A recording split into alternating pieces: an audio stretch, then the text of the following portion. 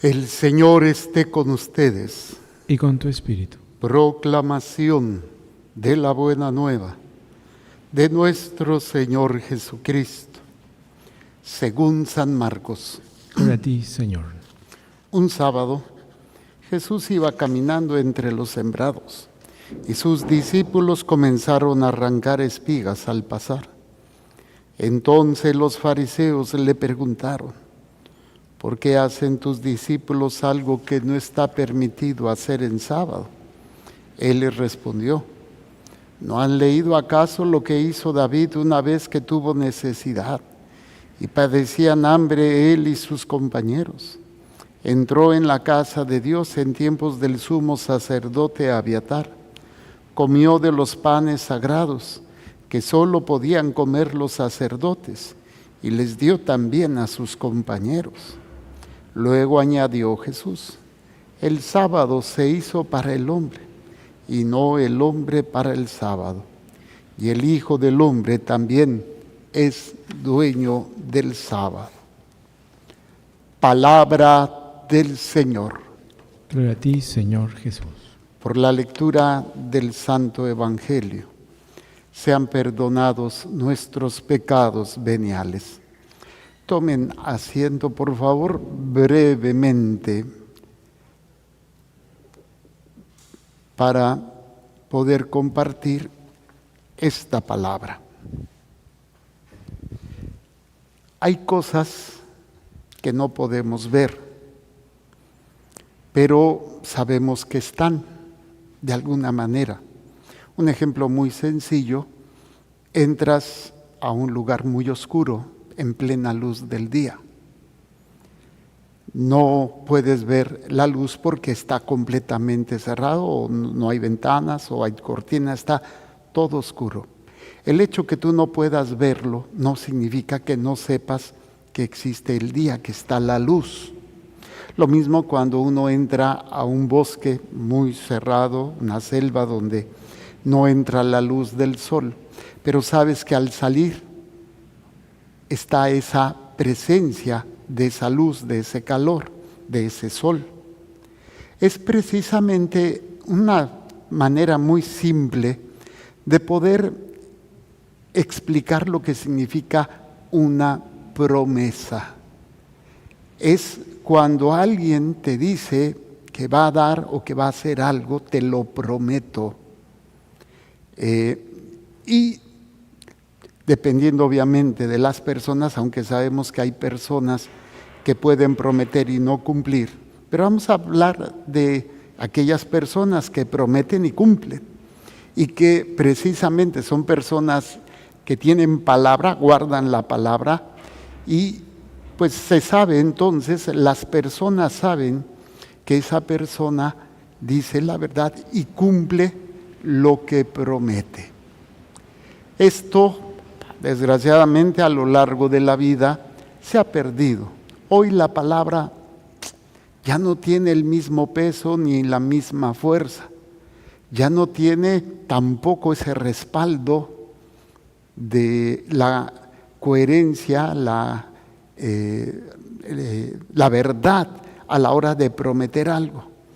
Y desgraciadamente, pues esto ha llevado a que pues ahora no se crea, no se sienta esa seguridad, esa certeza. Todavía a lo mejor hay personas que mantienen esa integridad, que mantienen esa capacidad de ser coherentes con lo que prometen, con lo que dicen, con lo que hacen, pero cada vez es más difícil encontrar, desgraciadamente, esta transparencia y esta autenticidad en las palabras, en las promesas que la gente hace. Y esto también tendría que ver hasta dónde nosotros lo que prometemos lo cumplimos. Que muchas veces pueden ser palabras al aire o palabras para sacarte de un problema, de un atolladero, y para decir sí, te lo prometo, pero nunca con la intención realmente de realizarlo.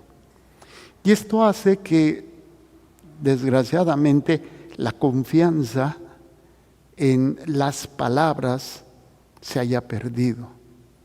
Y gente que se haya vuelto demasiado incrédula, que no cree en nadie, que no confía en nadie y se vuelven incluso hasta tal vez en un extremo patológico paranoicas, ¿no? No solamente no creen, sino que creen que les van a hacer daño, que están tramando cosas en contra de ellos, que se están llevando planes macabros en contra de su ser. Esto obviamente ya es un extremo muy negativo. Pero, ¿qué es lo que sucede? Las personas pierden credibilidad y hacen que a su vez la gente pierda esa confianza en ellos y ya no se crea en su palabra. Cuando uno promete, está diciendo que va a poner todo su esfuerzo. Sabemos que hay un refrán que usamos mucho, ¿no? El hombre propone, pero Dios dispone. Uno puede proponer, pero al final de cuentas las circunstancias a veces no nos lo permiten, pero no quiere decir que no cumplamos porque no queremos, sino algo más allá, más fuerte. La experiencia caminando con un, ya señor, que su papá fue a la guerra y su papá le dijo, te prometo que voy a regresar. Y nunca regresó. Obviamente para el niño fue en ese momento un gran dolor y una desilusión, porque su papá se lo había prometido y no regresó. Obviamente ya de grande, pues se entiende que no fue que su papá no haya querido, sino que perdió la vida en el frente de guerra, ¿no? Y le ha costado mucho a este hombre, que yo creo que ya ha sanado mucho, le ha costado mucho poder encontrar esa paz y volver a creer, porque se ha reflejado en no creer a veces ni en su propia familia, me refiero a su pareja, sus hijos.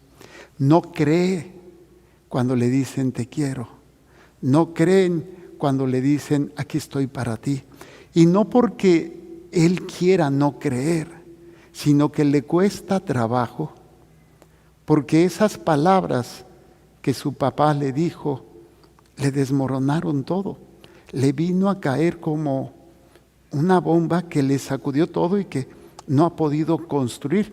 Gracias a Dios hemos podido ir trabajando en ese proceso de sanación, de perdón y de reconstrucción, y que va mucho mejor en ese ámbito. Pero esto es lo interesante, porque es esta realidad que hacemos, ¿no?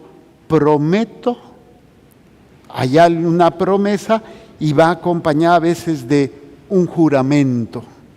Te juro por Dios, te juro por mi madre, te juro por esto, que no es verdad, que sí es verdad, o que voy a hacer esto. Y esto lo vemos precisamente, que es lo que el mismo Dios nos presenta en su palabra, promesas que se han ido cumpliendo. Entonces, cuando uno aprende a meditar y a conocer y a descubrir esas promesas que Dios desde el Antiguo Testamento ha dado, y que han sido respaldadas por su palabra y que se han cumplido, entonces es cuando nosotros deberíamos aprender a caminar en esa confianza, en esa fe.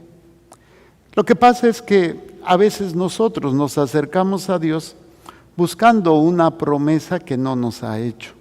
Yo platicaba con una mujer muy bella que está enferma y le hacía ver que Dios nunca nos ha prometido en esta vida la felicidad, ni la plenitud, ni la salud, lo que llaman mucho los protestantes el evangelio de la abundancia, porque si Dios ya pagó, entonces yo ya no tengo que sufrir y me va a ir muy bien, todas las cosas van a estar bien, yo voy a tener éxito, voy a tener dinero, voy a tener equilibrio, voy a tener salud, voy a tener tantas cosas, cuando en ningún momento Dios dijo, te voy a dar esto, te voy a dar aquello. Lo que se ha prometido es que si lo seguimos, tendremos que estar preparados para la cruz, tendremos que estar preparados para la persecución y los ataques. Pero cuando nosotros no entendemos en qué consiste esa promesa y no confiamos en esa palabra, pues es cuando nosotros mismos a veces nos engañamos, nos lavamos el coco y a veces hasta nos enojamos con Dios. ¿Por qué Dios me manda esto? ¿Por qué Dios permitió esto? Como si Dios estuviera fallando en algo a nosotros, como si Dios estuviera traicionando la confianza que nosotros hemos depositado en Él. Y déjenme decirles que no, Dios no te ha traicionado. Dios te ha prometido la vida eterna. Dios te ha prometido su asistencia, su presencia en tu vida, pero no para que no sufras o no para que te proteja como en una burbuja para que nada te toque, no, sino para que no te quedes caído, te levantes y sigas adelante, para que te mantengas firme a pesar de las adversidades. Platicaba con esta personita y en una situación muy difícil para ella, su enfermedad pues bastante fuerte, y pues me ha tocado muchas personas que en esas circunstancias pues se cuestionan por qué Dios permite esto, y en esa desesperación a veces no entendemos. Y yo le preguntaba a ella y les pregunto a ustedes, ¿cuál es su tesoro más grande? ¿Cuál es la cosa o la situación o la persona, la circunstancia más grande que tú tienes, más valiosa? Y podemos decir, bueno, pues mi familia, mi salud, mi trabajo, mi dinero, y mi vida, mi propia vida, la vida de mis hijos. Y yo les digo, está bien, pero no es correcto. Porque cuando yo no entiendo qué es lo más valioso que tengo, a veces lo valioso lo medimos en tiempo, en rendimiento. ¿Sí? Por ejemplo, yo utilizo este tipo de micrófonos que utilizan baterías. Y estaba comprando baterías y las cambiaba cada vez que se me acababan, y las tiraba. Entonces dije, ¿qué es más económico? ¿Qué es mejor? Pues aquí compro baterías recargables, tengo 2, 3 juegos, se me vence una, ya pongo la otra, y así. Y esto me rinde mucho más. Entonces, como que buscamos el rendimiento y buscamos la cantidad o el tiempo donde más nos dure algo. Entonces, si no entendemos qué es lo más valioso que tengo, voy a perderme y tomar acciones equivocadas.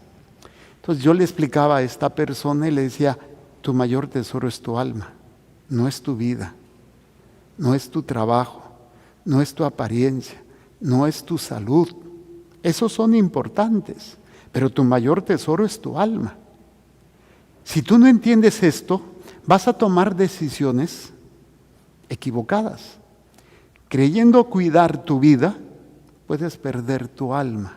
Creyendo cuidar a tu familia, puedes perder tu alma y la de tus familiares, por no entender el valor que tiene tu alma, por no comprender que lo que dura eternamente es más valioso que lo que dura unos cuantos años, décadas o toda una vida.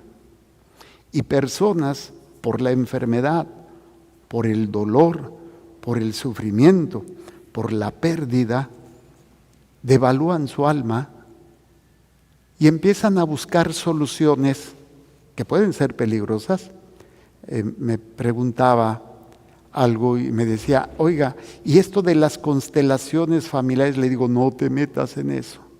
Es una línea no católica, introducida dentro del catolicismo, que, híjole, es peligrosa para el alma, porque nos hace dudar de la misericordia de Dios, de la acción salvadora de Dios, y que vengo cargando por siglos las miserias de mis ancestros, y que yo tengo que liberarme porque esto es lo que me está llevando a esto. O sea, no es católico esa enseñanza, no va de acuerdo a nuestra fe.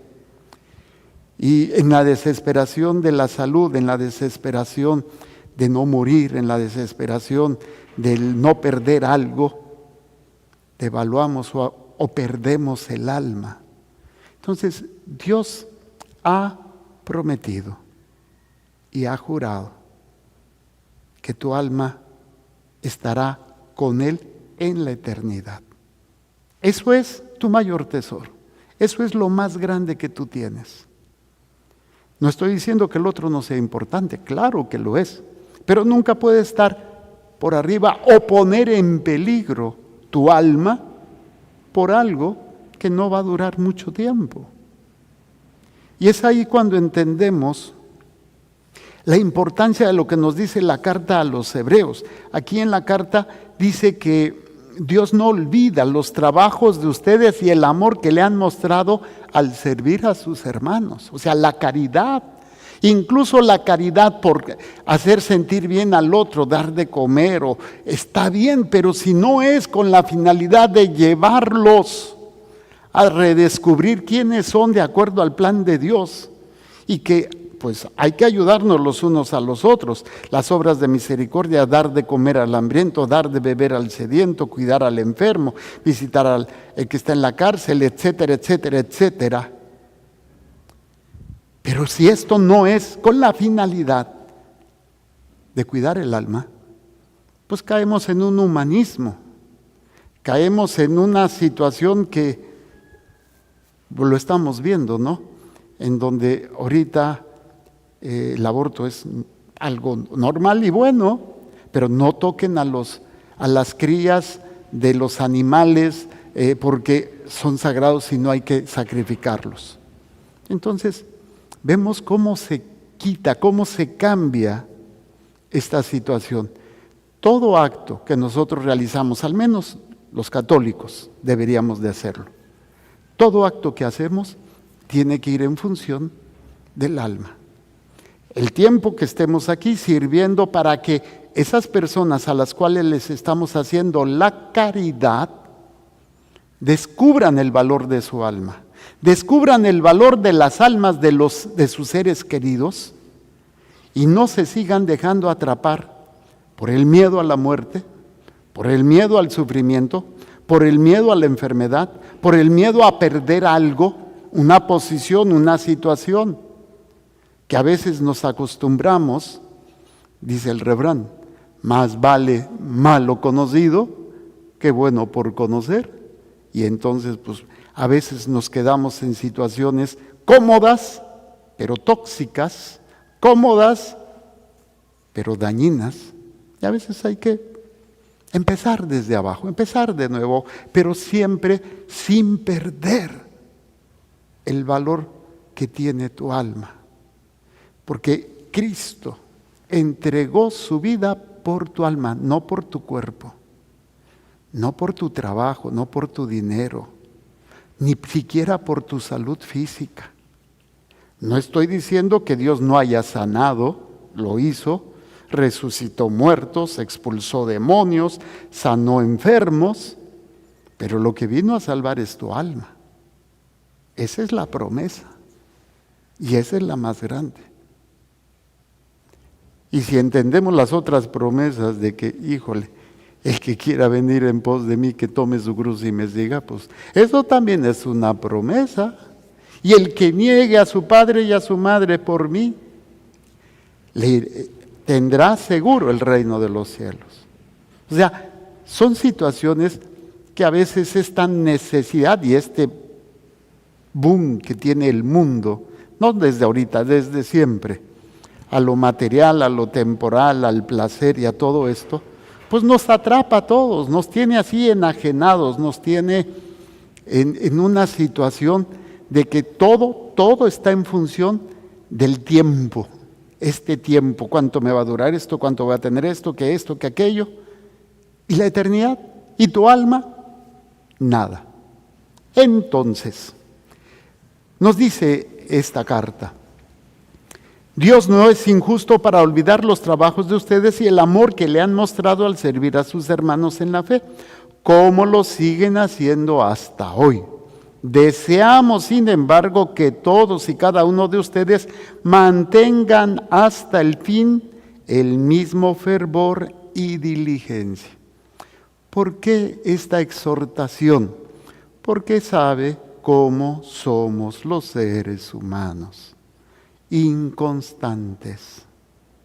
Y humanamente, pues, ¿cómo no voy a pensar en el dolor que siento por esta enfermedad? ¿Cómo no voy a pensar en el miedo porque me declararon una enfermedad incurable? ¿Cómo no me voy a preocupar o me va a doler que mi hijo esté en malos pasos, o que incluso me dijeron, le hicieron una brujería y yo fui buscando para que se le quite esa brujería? Y ahí es una línea muy peligrosa que no sabemos hasta dónde llega, y que de repente, por hacer el bien, ya estoy haciendo un mal, porque estoy trabajando más por la cuestión de la solución del problema que por el cuidado del alma. Entonces, si yo tengo bien claro esto, las decisiones que tome siempre será, pero no pongo en peligro mi alma. Otro ejemplo, tal vez, el tiempo que yo trabajé de salvavidas, y que incluso vino un señor, no me acuerdo ahorita el nombre, a darnos de protección civil, y tenía simuladores y todo. Y una de las cuestiones que una persona tiene que saber hacer cuando brinda ayuda, por ejemplo, a un accidentado o en una catástrofe, un terremoto, algo, es no arriesgarte tú, porque entonces, más bien, no dejar de tener cuidado, tener todas las medidas necesarias, porque entonces ya no va a ser un herido, van a ser dos. Hay que saber ayudar. Claro, también el que se mete a ayudar sabe que existe el riesgo que pase algo, pero aquí a lo que voy es, cuando una persona entiende que yo no puedo arriesgar mi alma por nada ni por nadie, así sea mi hijo, mi madre, mi padre, mi esposa, quien sea. Porque lo primero incluso que yo debo de cuidar en mis seres queridos es su alma, más que cualquier otra cosa. Pero repito, como a veces creemos que el fin justifica los medios, y como veo que está sufriendo tanto mi hijo, pues creo que el fin, pues que esté bien, que ya no esté enfermo, que ya no esté sufriendo, pues entonces busco cualquier medio, cualquier forma, aunque esto implique que mi alma se pierda. Claro, no lo hacemos conscientemente, pero no quita que sea culpabilidad y que sea algo peligroso, algo que pone una situación muy, muy difícil. Deseamos, sin embargo, que todos y cada uno de ustedes mantengan hasta el fin el mismo fervor y diligencia para alcanzar la plenitud de su esperanza. ¿Por qué tenemos esperanza? Porque hay una promesa. Yo no puedo tener esperanza si no hay alguien que me promete algo. Yo espero lo que se me promete. Algunas cosas las podemos esperar porque son naturales. Ay, que ya se acabe estos vientos de Santana. Gracias a Dios no son permanentes. Ahorita tenemos muchos aires y pues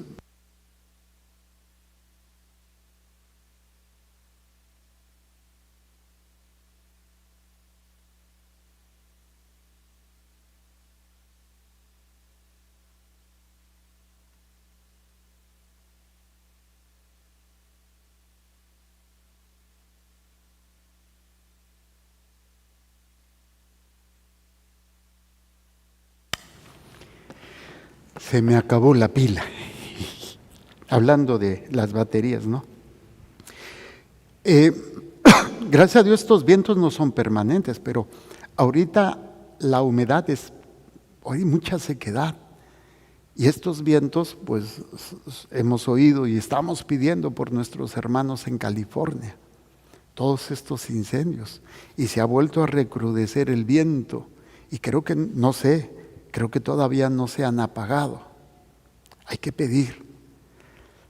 Pero esa esperanza de que se te dé, que suceda algo en forma natural, a veces pues no tenemos que esperarlo porque sucede, por ejemplo, que venga la noche y luego venga el día. Pero sí podemos estar esperando porque tengo una cita. Entonces estoy esperando que llegue la hora o que llegue la persona que he citado, o yo ir a la cita, o yo voy con el médico, espero ya que me atienda. Pero en cuestiones de la fe, yo espero lo que Dios me ha prometido. Pero cuando yo estoy esperando algo que nunca Dios me ha prometido y me enojo con Dios, ya me perdí. Ya me perdí en cuestiones que yo mismo he creado o que yo he malinterpretado o que me han predicado mal. Y me han dicho, te va a ir bien, no te preocupes, y mira que esto, que tú haces esto. Incluso a veces cuando se maneja la cuestión de las oraciones. Mira, haz esta oración, te va a ayudar. O ve con este padrecito, él te va a ayudar, porque él tiene el don de curación. Y tú esperas que ese sacerdote o esa monjita o esa persona te imponga las manos o haga no sé qué y te sane. Tú estás esperando eso. Algunas veces se ha dado. Yo he sido testigo. Y no es algo que yo decida, que a veces Dios a través de una persona, puede ser sacerdote en mi caso, o de Parrayito, o de los padres Camarena, o de las monjitas, Dios ha concedido algo, pero no porque Dios lo haya prometido, sino porque Dios quiso darlo. Y en su momento tiene su razón, tiene su explicación del por qué lo da. Una explicación que a veces pasa o sobrepasa nuestro entendimiento. Pero a lo que yo quiero llegar con esto, si hay una promesa, es porque si yo tengo esperanza, es porque Dios me ha prometido algo. Y lo que yo espero es la vida eterna. Lo que yo espero es su asistencia, su fuerza para poder resistir. Y sé que Él me ayuda. Pero también sé que mi condición humana pues no es constante, no tiene esa fuerza y caigo. Y me queda la esperanza de que si me arrepiento, Él me perdona. Esas son las promesas que deben de guiar al católico. Y no las mentiras que el mundo o la mala predicación, la mala enseñanza de algunos sacerdotes nos han hecho creer. Y que pues nos desvía a estar en una fantasía espiritual de creer que me va a ir bien. Hay padres que en cuanto yo me acerco más a Dios, me empieza a ir mal. ¿Y qué te extraña? Pues si eso es algo que el mismo Jesús lo dijo. Si a mí me han rechazado, si a mí me han atacado, ¿qué va a hacer contigo? Lo mismo.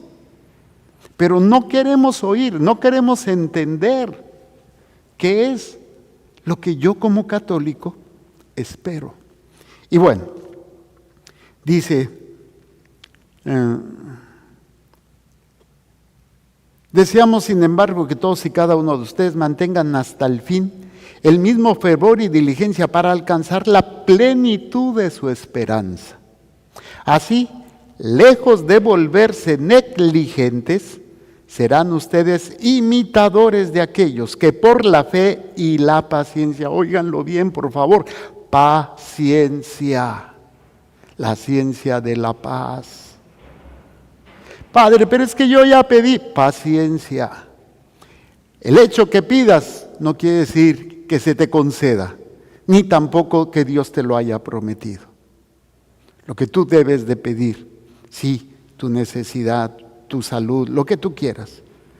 Lo que debemos pedir es que ese problema no me haga perder de vista a mi alma. Lo que Dios vino a salvar y vino a rescatar. Porque este cuerpo se va a caducar. todo va a desaparecer, pero mi alma es la que permanece y es la que yo debo de cuidar para no caer. Entonces, no debemos volvernos negligentes, sino imitadores de aquellos que por la fe y la paciencia heredan lo prometido de Dios. En esta vida tendrán esto y aquello, y en la vida y en la otra vida la gloria. Algunas veces sí te va a ir bien, otras te va a ir excelente, pero no vendas tu alma al diablo. No vendas tu alma por nada. Por tus miedos vendes tu alma, por tus enfermedades vendes tu alma, por lo material vendes tu alma. Estaba viendo unos videos de todas las personas que se quedaron después de que entró el nuevo presidente de Estados Unidos, que entraron, que no pudieron pasar, que ya se cerró toda esta situación que la administración anterior había, que pasen, y pues ahora dice mi mamá que siempre, ¿no? Y veía el rostro de desesperación, de tristeza, de angustia en algunos, de no poder. Y una persona decía, de las que estaban ahí llorando, yo haría lo que fuera,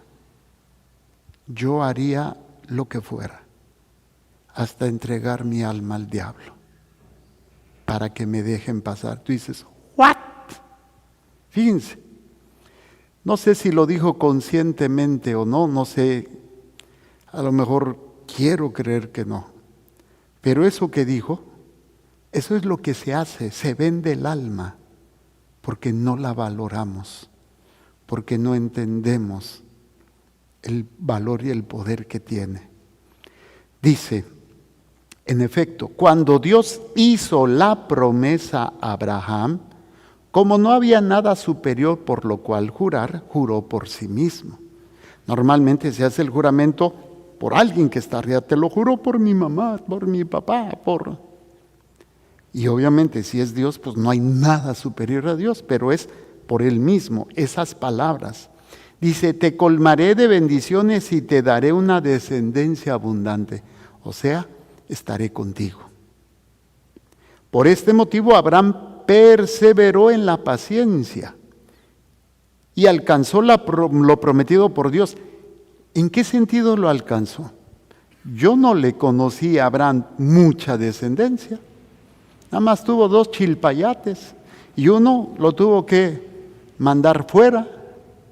¿Cuál mucha descendencia? Él no vio esa descendencia, pero confió. O la tierra prometida nunca la poseyó. Nunca poseyó la tierra prometida.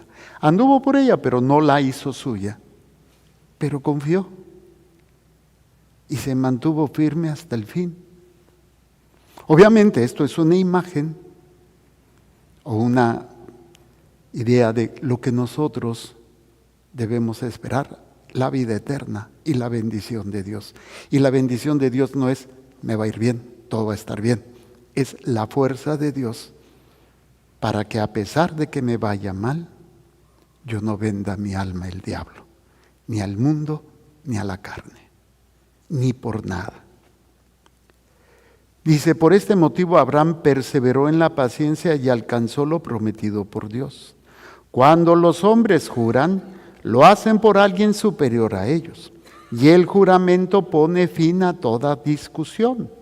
También Dios, cuando quiso mostrar con plenitud a los herederos de la promesa lo irrevocable de su decisión, se comprometió con juramento. Así pues, mediante estos 2 actos irrevocables, promesa y juramento, te pido, busca cuáles son las promesas que hay de Dios para ti. Y la más importante es la vida eterna. Es la más importante.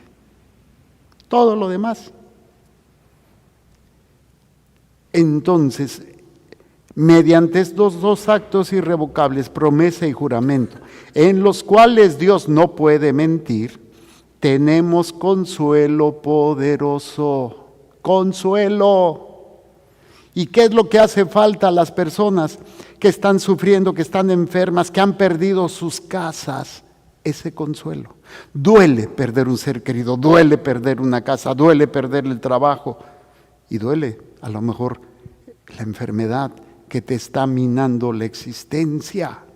Pero ese consuelo es lo que sostiene a los católicos. Hoy, por ejemplo, estamos celebrando a una virgen mártir, una jovencita, dice, entre 12 y 15 años, espontáneamente se ofreció a morir por su fe cristiana. En los tiempos de la persecución de Diocleciano, San Ambrosio nos ha conservado el relato del martirio de Santa Inés. ¿Por qué? Porque tenía ese consuelo, la promesa de Dios de que su alma no se pierde. Entonces, ¿qué más queremos? Pero mientras nuestro corazón, nuestra mente esté demasiado apegado a lo temporal, y no estoy diciendo que debamos hacernos eremitas o ermitaños o renunciar a todo, estoy diciendo cada cosa en su valor real y en su perspectiva de tiempo y de valor. Dice, así pues, mediante estos dos actos irrevocables, promesa y juramento, en los cuales Dios no puede mentir, tenemos un consuelo poderoso, los que buscamos un refugio en la esperanza de lo prometido. Un refugio. ¿Qué tiene que hacer la persona que está sufriendo? Buscar un refugio. ¿Qué tiene que hacer la persona que ha perdido un ser querido? Buscar un refugio. ¿Qué tiene que hacer la persona que le dijeron que se está muriendo? Buscar un refugio. En la esperanza. No en lo que tú quieres que Dios haga. Porque no sabes, en primera, si te lo va a dar, y segunda, Él no te lo ha prometido. ¿Puede hacerlo? Claro. Y confiamos, si es para, y le decimos, si es para tu gloria y para mi salvación, que se me dé, y si no, no lo quiero. Porque mi consuelo está en ti, en tu promesa y en lo que tú me has prometido. Dice,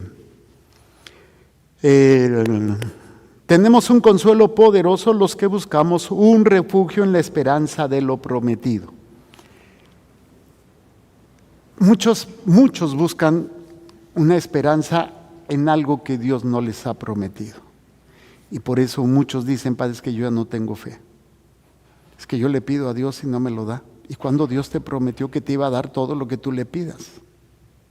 Y ahí es cuando nos damos de golpes en la pared. Esta esperanza nos mantiene firmes y seguros. Firmes y seguros, no tu esperanza, no lo que tú estás pidiendo, no lo que tú crees que mereces, porque vas a misa, porque te das golpes de pecho y porque haces obras de caridad. ¿Por qué me pasa esto a mí? Espérate, como si tú fueras no sé qué. No funcionan las cosas así. Esta esperanza nos mantiene firmes y seguros, porque está anclada en el interior del santuario.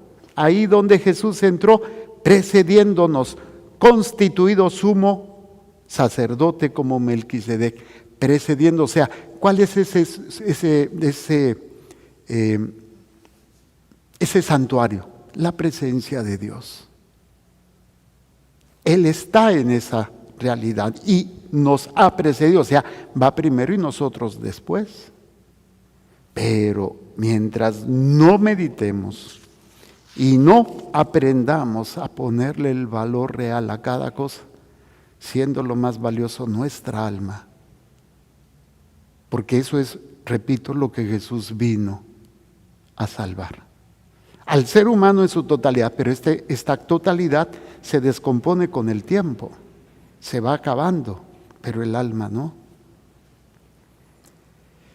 Por eso entendemos lo que sucede con Jesús y los fariseos, que pues están caminando y pues les entró hambrita y era sabadito y pues no podían hacer nada o no debían hacer nada de acuerdo a la ley. Pero los discípulos, atáscate Matías que no hay todos los días, y se pusieron a echar unos taquitos ahí bien sabrosos de camarón con su cebollita, su salsita, y estaban comiéndose sus taquitos. ¿Por qué están haciendo algo que está prohibido hacer el sábado? Oye, compadre, ¿qué es más valioso? ¿Una ley o el ser humano? Por eso dice, el hombre no fue hecho para el sábado fue hecho para el hombre, y el hombre, lo más sagrado que tiene, es su alma. Y eso es lo que debemos nosotros de cuidar. Claro, estoy hablando de lo que yo poseo, de lo que es parte de mi ser. Lo más sagrado es mi relación con Dios, es el amor de Dios, es la salvación que Él me da. Pero yo tengo que poner en perspectiva.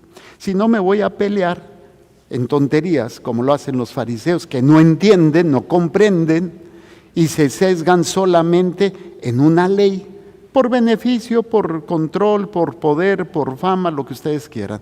Pero ¿qué diferencia hay de ellos a nosotros cuando le damos más valor, por ejemplo, a algo material que a un ser humano?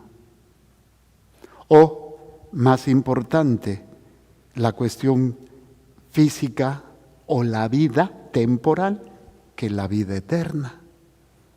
Entonces, como que todo se va perdiendo su lugar y su orden porque hemos entregado nuestra alma al saqueo y a la depravación.